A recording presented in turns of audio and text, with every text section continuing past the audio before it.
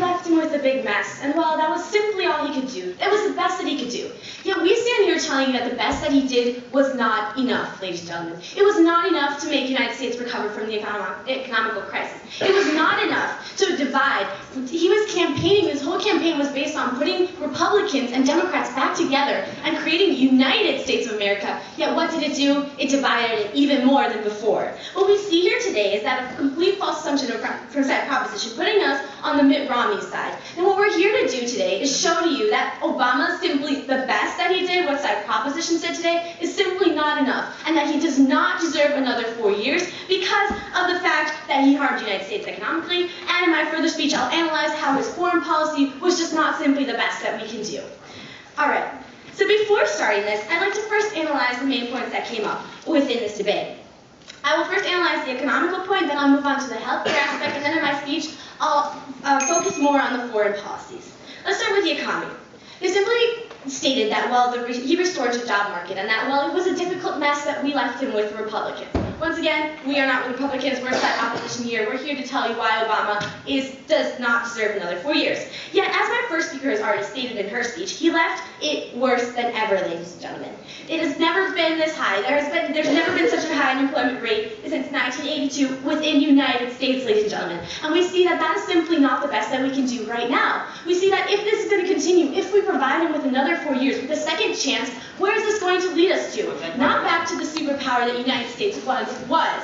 What we see is that he also led the United States from a $10 to a $16 trillion deficit. And in times of need, especially the United States, cannot afford that anymore, to have a president that is leaving us into more and more debt. What we see here is that that is not somebody who simply deserves another 4 years, another chance to lead our country into more and more debt. What we see here once again is that the economy point, which was the main point which he should have fixed within his 4 years, he wasn't able to. Moving on to the healthcare aspect. In his campaign in 2008, he said, there's no Democratic United States of America, there's no Republican United States of America, there's only a United States of America. Now, what have we seen here throughout Obamacare and applying this Obamacare within the United States? It has created a more divide, it has divided the parties more than ever. I'll take you in a second, sir. And what we see here is that his approach of trying to pull back those parties together in order to create a United States of America, in order to work together, he has not fulfilled his promise to that extent. Yes? Do you think maybe that's because the Republicans were unwilling to cooperate? Let me give you an example of Republican Mitt Romney. He was elected governor of Massachusetts, a state which is 87% Democratic. And he was able to imply Romney Care, where he worked together with Democrats and with Republicans, and there were mostly Democrats on his cabinet helping him. And he was able to, in fact, assort this plan of health care within Massachusetts by working together with them. Now we see here, if we compare this on a two basis, we see Obama, who's tried to apply this on the whole country, that has failed more than ever, and Romney was able to do it in Massachusetts by involving both parties. Now tell me, who deserves another chance at this tape once again? What we see here is that the United States is different than Europe. Obviously, to everybody in this room here, universal health care is something that's mandatory. You couldn't imagine your life without it. But in the United States, you have to analyze the mentality that the people have. They're firstly more based on an individualistic perspective rather than the community and the society as a whole. What we see here is that in the United States, the people have already clearly shown that they do not want this healthcare reform. So what we see here is that's completely unnecessary, that Obama has wasted too much time trying to imply this healthcare reform when the people didn't want it in the first place, has only divided the parties, and has not invested enough into help the economy. Moving on to my stand speech, which is about the foreign policy. I'll first talk about the war on terror, then I'll move on to the Iran nuclear conflict, and then I'll talk to you a bit about the energy.